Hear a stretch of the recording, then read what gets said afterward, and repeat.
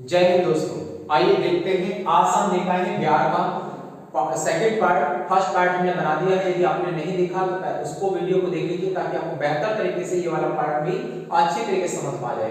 प्रत्येक competitive exam के लिए काफी बेहतर वीडियो है, तो आप बने रहे वीडियो में। और आइए समझते हैं यहाँ पर। तो सबसे पहले हम बात कर रहे हैं, देखो यहाँ पर बिहार के प्रमुख विश्वविद्यालय।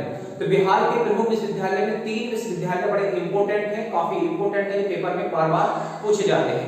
3 विश्वविद्यालय कौन कौन से, हम उनकी चर्चा कर लेते हैं। तो इससे मिलता है आपको नालंदा विश्वविद्यालय। कौन सा विश्वविद्यालय? नालंदा विश्वविद्यालय। तो हम सबसे पहले अगर हम बात कर रहे हैं तो यहाँ पर मिलता है आपको नालंदा विश्वविद्यालय। नालंदा विश्वविद्यालय मिल जाता है। विश्वविद्यालय नालंदा विश्वविद्यालय कहां पर है? तो नालंदा जिले में। कौन से जिले में? नालंदा जिले में। ठीक है, नालंदा जिले में। और दूसरी बात हम यहाँ पर कर लेते हैं, देखो एक दूसरा हम जब बात करते हैं तो आपको मिलता है विक्रमशिला। कौन सा मिलता है? विक्रमशिला विश्वविद्यालय। कौन सा? विक्रमशिला विश्वविद्यालय। और ये भी कहां पर है? तो आप बताइए, भागलपुर में। कहां पर है? भागलपुर जिले में। तो मैंने आपको फर्स्ट वीडियो में ये सारे जिले बता दिए हैं, कहां पर पड़ते हैं, कौन सा जिला है। तो विक्रमशिला जो है वो कहां पर है? भागलपुर में है। और जबकि तीसरा हम बात करते हैं तो मिलता है औदंतपुर। कौन सा मिलता है? औदंतपुर विश्वविद्यालय। औदंतपुर विश्वविद्यालय की हम बात कर रहे हैं, तो ये भी कहां पर है? तो आपका विद्यालय जो है ये बिहार शरीफ में है। कहां पर है ये? बिहार शरीफ। और बिहार शरीफ जो है किसका मुख्यालय है? तो बिहार शरीफ जो है ये अगर हम बात करते हैं तो नालंदा जो जिला है इसका मुख्यालय क्या है? बिहार शरीफ। और यहाँ पर कौन सा यूनिवर्सिटी है? तो यहाँ पर है औदंतपुर विश्वविद्यालय। देखिए विक्रमशिला विश्वविद्यालय यूनिवर्सिटी कहाँ पर है? तो भागलपुर के अंदर है। ठीक है। और जबकि हम बात करते हैं नालंदा विश्वविद्यालय यूनिवर्सिटी की बात करते हैं तो ये कौन सा है? नालंदा में है। कहां पर है? नालंदा में। और यही एक हम कहें कि दुनिया की सबसे पहली हॉस्टल सहित, मतलब जहां पर हॉस्टल था, ऐसी यूनिवर्सिटी का नाम अगर पूछा जाए तो कौन सी यूनिवर्सिटी है? वो नालंदा यूनिवर्सिटी है। ठीक है। तो आप यहां ध्यान रखिए इस चीज के बारे में। बिहार के प्रमुख विश्वविद्यालय कितने हमने बताए? 3 विश्वविद्यालय हैं। यहाँ पर चलते हैं बात किसकी? यहाँ पर तो महाजनपद, मतलब महाजनपद आपने सुना होगा, मौर्य काल में 16 महाजनपद थे। और 16 महाजनपद की हम बात कर रहे हैं तो आपको यहाँ पर बिहार जो राज्य है, इस बिहार राज्य में कितने महाजनपद शामिल हैं? तो यहाँ पर 3 थे। कितने महाजनपद शामिल थे? 3। और 3 में कौन कौन सा? एक तो था बजी, एक आपका बजी है, दूसरा कौन सा? अंग, और तीसरा हम बात करते हैं तो तीसरा कौन सा यहाँ जनपद था? तो मगध का। कौन सा? मगध। सबसे प्रसिद्ध अगर आप बात करते हैं तो बिहार का कौन सा था? मगध। मगध में ही आप जानते हैं कि धनानंद नाम का जो क्रूर शासक था उसकी क्या यहाँ पर क्या था? शासक था कौन से? उसका मगध का। ठीक है। तो ये आपके महाजनपद कितने हैं बिहार के अंदर? 3 महाजनपद थे, जो कि हम मौर्य काल की बात कर रहे हैं। बख्तियार खिलजी की अगर हम बात करते हैं तो बख्तियार खिलजी मतलब एक ऐसा मुस्लिम शासक है जिसने बिहार राज्य पे सबसे पहले विजय प्राप्त करी थी। तो आपसे कहा जाए कि बिहार राज्य पर सबसे पहले विजय प्राप्त करने वाला मुस्लिम शासक का नाम बताइए, तो आप क्या बताएंगे? बख्तियार खिलजी। और बख्तियार खिलजी की अगर मैं चर्चा करूं थोड़ी सी, तो बख्तियार खिलजी तो जो था वो किसका गुलाम था? गोरी का था। किसका? मोहम्मद गोरी का गुलाम था बख्तियार खिलजी। मोहम्मद गोरी के कितने गुलाम थे? तो मोहम्मद गोरी के 4 गुलाम थे। कितने गुलाम थे? 4। यादोस था यहाँ पर, एक कुतुबुद्दीन ऐबक था, और एक आप बख्तियार खिलजी था, और एक आपका कुबाचा था। कौन था? कुबाचा। तो इसके 4 गुलाम थे, इसमें से एक गुलाम कौन सा था? इसका बख्तियार खिलजी। और बख्तियार ही खिलजी जो है कुतुबुद्दीन ऐबक का सेनापति भी था। कुतुबुद्दीन ऐबक का क्या था? सेनापति भी था। और इसी ने नालंदा विश्वविद्यालय और विक्रमशिला विश्वविद्यालय का क्या कर दिया था? विध्वंस कर दिया था, मतलब इसको जलाकर इसने नाश कर दिया था। किसने? बख्तियार खिलजी ने ही नालंदा विश्वविद्यालय को और विक्रमशिला विश्वविद्यालय में क्या लगा दी थी? आग लगा दी थी। ठीक है। तो वर्तमान मुख्यमंत्री, मतलब हम बात करें कि बिहार के बारे में थोड़ी सी हम पॉलिटिकल बात भी कर लेते हैं। पॉलिटिकल का मतलब आप समझते हो यहाँ पर कि हम इसके मुख्यमंत्री, हम इसके राज्यपाल, इसका विधानमंडल कैसा है, हम इसकी थोड़ी सी चर्चा कर लेते हैं। तो दोस्तों हम सबसे पहले हम बात कर रहे हैं तो यहाँ पर हम सीएम की बात कर रहे हैं। तो बिहार के जो वर्तमान सीएम है उनका नाम है नीतीश कुमार। क्या नाम है?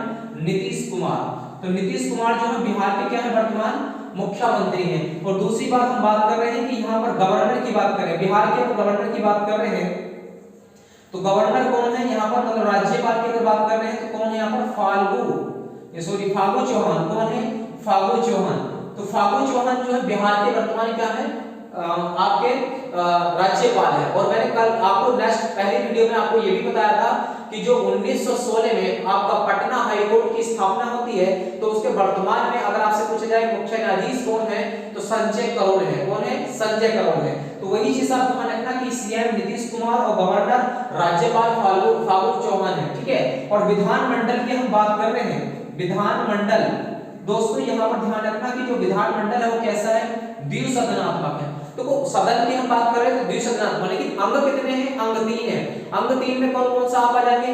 यहाँ पर विधानसभा आ जाएगी, विधान परिषद आ जाएगा और राज्यपाल आ जाएगा। ठीक है। लेकिन अंग कहेगा तो कितने हो जाएंगे अंग आपके? केवल 2 अंग होंगे। और 2 अंग में कौन कौन से अंग होंगे? एक तो देखो विधानसभा हो जाएगी। क्या हो जाएगी? विधानसभा। और दूसरा क्या हो जाएगा? विधान परिषद हो जाएगा। क्या हो जाएगा? विधान परिषद हो जाएगा। ठीक है। और इसकी सीटों की हम बात करते हैं तो कितनी सीटें हैं वर्तमान में? 243 विधानसभा की सीटें हैं। मतलब जो विधायक बनते हैं वो कितनी सीटें हैं? 243 है। जबकि विधान परिषद की हम बात करते हैं तो वर्तमान में कितनी है? 75 है। और विधानसभा की अगर हम बात करते हैं तो वर्तमान में कुल 6 ऐसे राज्य हैं जिनमें विधान परिषद है। कितने राज्य हैं? 6। तो 6 में कौन कौन से हैं आपके? तो आप समझते हैं इसमें तेलंगाना आपका हो जाएगा, उत्तर प्रदेश हो जाएगा आपका, बिहार हो जाएगा, कर्नाटक हो जाएगा आपका, और एक आपका यहां से हम बात करते हैं तो आपका मध्य प्रदेश हो जाएगा, और एक आपका लास्ट अगर हम बात करते हैं तो कौन सा हो जाएगा? केरला हो जाएगा। ये आपके 6 राज्य इसके अंदर आ जाते हैं। ठीक है। और बात हम कर रहे हैं यहां पर देखो लोकसभा की। किसकी? लोकसभा। क्योंकि अगर हम बात कर रहे हैं बिहार की तो बिहार में लोकसभा की सीटें कितनी है? तो 40 सीटें हैं। कितनी सीटें हैं इसमें? 40 सीटें हैं। और जबकि हम राज्यसभा की सीटें की अगर हम बात करते हैं तो बिहार में राज्यसभा की सीटें कितनी हैं? तो 16 सीटें हैं। कितनी? 16। तो पॉलिटिकल की अगर हम बात कर रहे हैं तो इसके सीएम कौन होंगे? नीतीश कुमार। गवर्नर कौन होंगे? फागू चौहान।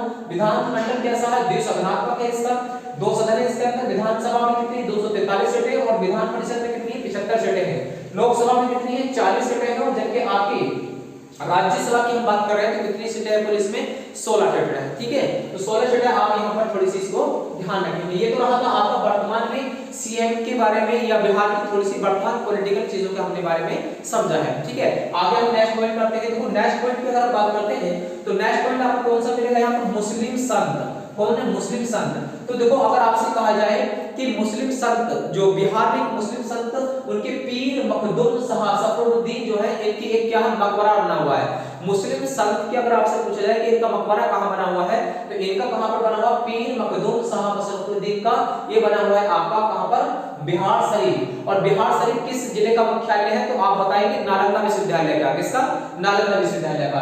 तो मैं समझता हूं कि ये बात बहुत अच्छी तरीके से आपको समझ में आ रही होगी। ठीक है। अगर आपसे पूछा जाए पीर मखदूम शाह सफरुद्दीन का मकबरा कहां, तो आप बताएंगे बिहार शरीफ। बिहार शरीफ किस जिले में पड़ता है? तो बताएंगे नालंदा विश्वविद्यालय। और नालंदा कहां पर है? तो आपका बिहार में है। कहां पर? बिहार। अब बात करते हैं नेक्स्ट पॉइंट का। नेक्स्ट है आपका पशु मेला। पशु मेला की अगर हम चर्चा करते हैं तो विश्व का सबसे बड़ा पशु मेला कहां लगता है? तो लगता है सोनपुर में। कहां लगता है? सोनपुर। और सोनपुर किस जिले के अंदर पड़ता है? तो सोनपुर है आपका सारण जिले के अंदर। किसके? सारण जिले। मैंने आपको सारे जिले कवर करा दिए थे पहली वीडियो में। अगर आपने पहला वीडियो नहीं देखा हमारा तो देख लीजिए ताकि आपको सारे जिले अच्छे तरीके से याद हो जाए। सारण जिले का मुख्यालय का बताया था? छपरा बताया था।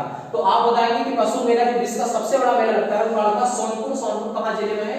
सारण, जो कि हम कह सकते हैं गंडक नदी और गंगा नदी के किनारे बसा हुआ है। गंडक नदी और गंगा नदी किनारे बसा हुआ है। राष्ट्रीय उद्यान की अगर हम बात करते हैं तो राष्ट्रीय उद्यान कितने बिहार के अंदर? तो कुल 3 राष्ट्रीय उद्यान है। कितने राष्ट्रीय उद्यान है? 3 राष्ट्रीय उद्यान है। और 3 राष्ट्रीय उद्यान की अगर हम चर्चा कर रहे हैं तो यहाँ पर कौन कौन सा है? तो सबसे इंपोर्टेंट आता है वाल्मीकि राष्ट्रीय उद्यान। कौन सा आता है? वाल्मीकि राष्ट्रीय उद्यान आ जाता है। सबसे इंपोर्टेंट आपका वाल्मीकि राष्ट्रीय उद्यान। दूसरा अगर हम बात करते हैं तो दूसरा कौन सा मिलता है आपको? तो दूसरा आपको यहाँ पर मिल जाएगा। पहला आपका वाल्मीकि हो गया, दूसरा आपका होगा कैमूर। कौन सा होगा? कैमूर राष्ट्रीय उद्यान। वाल्मीकि आपका जो है वाल्मीकि आपका पश्चिमी चंपारण के अंदर है। किस जिले के अंदर है? पश्चिमी चंपारण के अंदर। जब कैमूर की हम बात कर रहे हैं, कैमूर राष्ट्रीय उद्यान ये आपका कैमूर जिले में है। कहां पर? कैमूर जिले में। और तीसरा आपका अगर हम बात करते हैं तो तीसरा राष्ट्रीय उद्यान की बात करते हैं तो ये है आपका बात कर रहे हैं तो कौन सा? भीम बांध। कौन सा? भीम बांध। और भीम बांध राष्ट्रीय उद्यान है आपका वो कहां पर है? आपका किस जिले में? ये आपसे कभी भी पूछ लेता है। तो लखीसराय जिले में जो है भीम बांध राष्ट्रीय उद्यान है। ये वाला बांध और ये कैमूर और भीम बांध दोनों किसके लिए है? हिरण के लिए। किसके लिए? हिरण के लिए है। जबकि वाल्मीकि किसके लिए है? टाइगर के लिए है। किसके लिए? टाइगर अर्थात बाघ के लिए है। ठीक है, तो ये 3 राष्ट्रीय उद्यान भी आपको याद रखना। कौन कौन से हो गए? वाल्मीकि, कैमूर और आपका भीमबाध। ठीक है, और आपका यहाँ पर क्वेश्चन मिलता है नेक्स्ट, देश रत्न के नाम से किसको जाना जाता है? मतलब बिहार की हम चर्चा कर रहे हैं तो बिहार के ही बारे में बात करेंगे ज्यादातर। तो बिहार के बारे में देखेंगे, देश रत्न के नाम से किसको जाना जाता है? डॉक्टर राजेंद्र प्रसाद जी को क्या जाना जाता है? देश रत्न के नाम से जाना जाता है, जो कि आप जानते हैं कि भारत के क्या है? वो राष्ट्रपति हैं, पहले राष्ट्रपति। ठीक है, तो यहाँ पर हम ध्यान रखना, देश रत्न किसे कहा जाता है? डॉक्टर राजेंद्र जी प्रसाद जी को। ठीक है, और लोक नायक की बात कर रहे हैं तो लोक नायक के नाम से किसको पुकारा जाता है? तो आप यहाँ थोड़ा सा ध्यान रखिए कि लोक नायक के नाम से किसको जाना जाता है? जयप्रकाश नारायण जो है उनको लोक नायक के नाम से जाना जाता है। ठीक है, और आपसे कहा बिहार केसरी के नाम से किसको जाना जाता है? तो बिहार केसरी के नाम से जाना जाता है श्री कृष्ण, डॉक्टर श्री कृष्ण सिंह जो है उनको बिहार केसरी के नाम से जाना जाता है। बाबूजी के नाम से किसको जाना जाता है? तो बाबूजी के नाम से जाना जाता है जगजीवन राम जी को। किसको?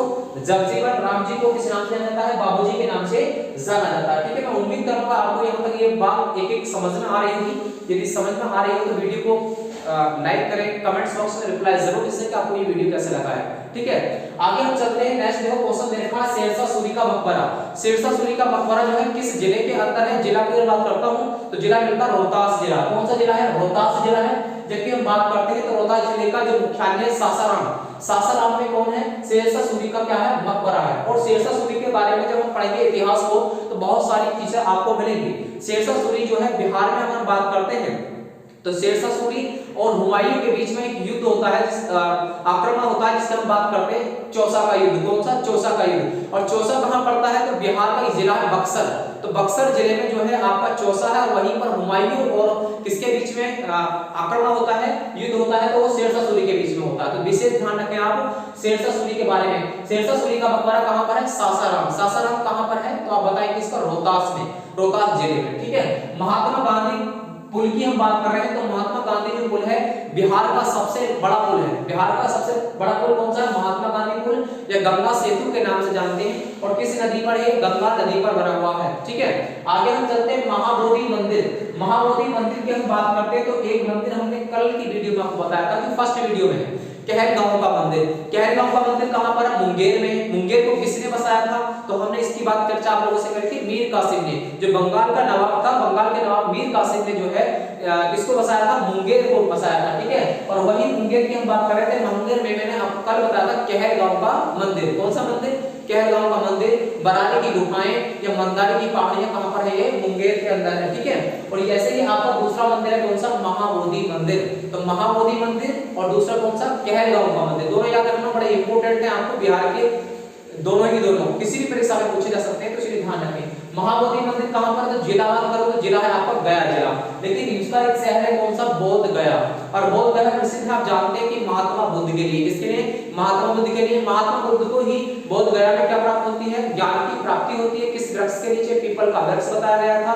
कौन सी नदी है? नर्मदा नदी है, जो कि फाल्गु नदी की सहायक नदी है। ठीक है, तो ये आप बिल्कुल अच्छी तरीके से पॉइंटों को याद कर लेंगे कि महाबोधि मंदिर जो है वो कहां पर है? बोध गया में, अर्थात जिला पूछे तो गया जिला हो जाएगा। ठीक है, जैन धर्म के 24वें तीर्थंकर एक जिला है आपका वैशाली। और वैशाली जिला भी आप जानते हैं पटना के ऊपर है यहाँ पर। तो हम देखेंगे जैन धर्म के 24वें तीर्थंकर थे, वो कौन थे? महावीर थे। कौन थे? महावीर थे, वर्धमान महावीर। और उन्हीं की हम बात करते हैं 24वां तीर्थंकर कहा जाता है। और उनका जन्म कहां होता है? वैशाली जिले में होता है। वैशाली जिले का मतलब कुंडल ग्राम में। कहां पर? कुंडल ग्राम में होता है। ठीक है, इतनी विशेष थोड़ी सी जानकारी आप लोग कर लेंगे। बाकी जब हिस्ट्री हम कवर करेंगे तो हिस्ट्री में एक एक पॉइंट आपको अच्छी तरीके से इनके बारे में भी जानकारी हो जाएगा। ठीक है, हम बात कर रहे हैं यहाँ पर फेस्टिवल की। किसी फेस्टिवल की? तो बिहार का एक महत्वपूर्ण अगर फेस्टिवल की बात करते हैं तो कौन सा है? छठ पूजा। कौन सा है? छठ पूजा। छठ पूजा जो है सूर्य देवता के लिए, सूर्य देवता की पूजा की जाती है इसी में, और इसी को कहते हैं छठ पूजा, जो कि जो प्रत्येक वर्ष 29 अक्टूबर को इसको मनाया जाता है। ठीक है, अब हम बात कर रहे हैं यहाँ पर लोक नृत्य। किसकी? लोक नृत्य की। लोक नृत्य की हम चर्चा कर रहे हैं यहाँ पर, तो आपको थोड़ा ध्यान रखना है कि जो लोक नृत्य हैं बिहार के इंपोर्टेंट या महत्वपूर्ण लोक नृत्य कौन कौन से हैं, तो आपको ध्यान रखना है। इसके अंदर मिलेगा एक जात्रा। कौन सा मिलेगा? जात्रा। एक अगर बात करते हैं तो पवरिया। कौन सा मिल जाएगा आपको? पवरिया मिल जाएगा। इसी के अंदर आपको क्या मिलेगा? मोका मिल जाएगा। क्या मिलेगा? मोका। इसी के अंदर क्या मिलेगा आपको? छऊ। कौन सा मिल जाएगा आपका? छऊ। छऊ आपको नृत्य इसी के अंदर मिलेगा। इसी के अंदर हम बात करते हैं मुजरी, कौन सा मिलेगा इसके अंदर, मुजरी। और इसी के अंदर कौन सा मिलेगा, चेकवा। क्या मिलेगा आपको, चेकवा। तो ध्यान रखना जरूरी है कि आपको दोनों ही क्वेश्चन बड़े इंपॉर्टेंट है।